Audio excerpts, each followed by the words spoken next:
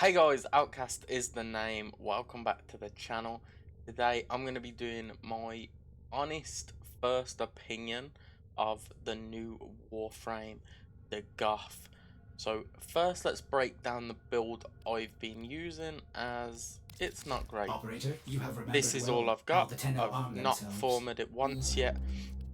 I've put my energize on for the energy with prime flow. I've put my augmented for the strength, and then I've used the auger message, auger reach and auger secrets for strength, range and duration, and to get the set bonus, just because I haven't done anything to it yet, so it's beneficial. I've used transient fortitude over blind rage. Now blind rage would give me more power, strength and duration, but the efficiency really was bugging me because I was going through a lot of energy, as it's quite an active play style with this frame from my experience so far. So I prefer transient fortitude because it's still strong, but I don't get the massive drop off of efficiency in casting speed, and then Umbrella Intensify for the extra ability strength, and I'm just running normal vitality just for the health. Not sure if this is a good build, a bad build, a dreadful build, or an okay build, but it's what I've been using just to level her up and to get to grips with understanding her abilities. So next, let's break down her kit. So guys, Dagath's first ability, Ward Scythes, is essentially Dagath gets surrounded by scythes that seek out enemies, and any enemy hit by these scythes are slowed by a percentage and dealt viral damage, both based off ability strength. The viral is also a guaranteed status effect, so it will 100% proc viral, meaning you don't need to run viral on your actual weapon builds, which just makes life a little bit easier when trying to output as much damage as possible. Her second ability, Doom, does again apply viral damage to all affected enemies, and this damage is revisited when the targets are hit by her first ability. So if you have used Doom and then they are hit with a scythe, they will have another instance of damage. Overall, the synergy of this kit is extremely strong from what I've noticed early on using her. As I showed you at the beginning, I've not formed her yet, I've not took her high on steel path, I've not tried to really get creative with this, but just off the basics of her kit, very good synergy, very strong frame in my opinion. Let's not waste any more time. Onto her third ability, Grave Spirit.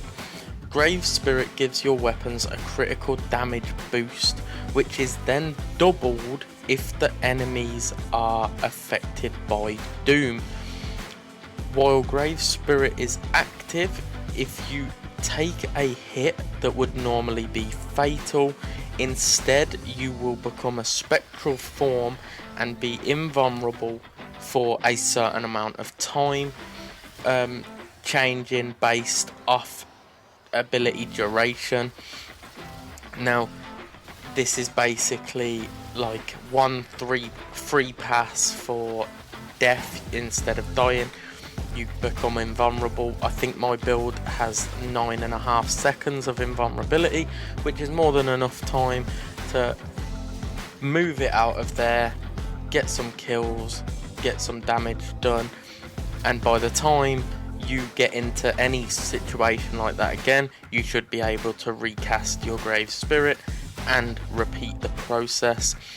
So essentially, if you hit your third, hit your second, and then hit your first, you will be doing massive critical damage boosts, you will be doing crazy amounts of viral damage, and somehow this isn't the strongest she is. because her 4th ability, Rakali's Cavalry, is insane.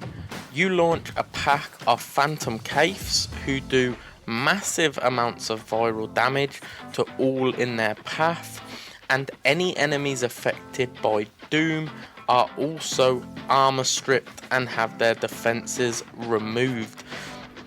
Now, just off the build I showed you, I've seen this hit 200, 300, 400,000 viral damage, and that is insane. Bearing in mind that this build is by no means a good build, by no means an endgame build, and quite frankly, it's a bit shoddy. Her damage output and her synergy within her kit is ridiculous. And my honest opinion of her so far, from what I've seen, is providing DE don't do a very typical DE thing and go, oh, everyone's enjoying this, ruin it. If they leave her as she is right now, as her kit and her synergy works right now, she is very, very strong, and in my opinion, just off what I've seen so far, potentially up there with some of the best damage frames on the game. I'm not going to go as far as saying is one of the best, because I really need to level her up a bit more, get some formers on her, get a proper build going, and then compare her. But just off what I've seen so far, there's a lot of potential with her, and I definitely think she's going to be a fun frame to use as I progress with her and make the build a little bit more finely tuned. But, well, I should say a lot more finely tuned. But overall, I think the synergy is great. Now, I have been advised by other people I play with that actually getting her weapon makes her even crazier, because the synergy of it is just phenomenal. But as you can see in the gameplay, I'm running my standard Steel Path weaponry, which is the Guandao Prime, the Torrid and the Angstrom, which of course I can do you guys a build and a review on in the future. But that has been my honest opinion of the new Warframe Dagath. If you'd like to see more videos like this, don't forget to drop a like and a comment. Subscribe if you are new to stay up to date with all my latest guides and Warframe advice. That is all from me in this one, guys. Thanks for watching. Peace.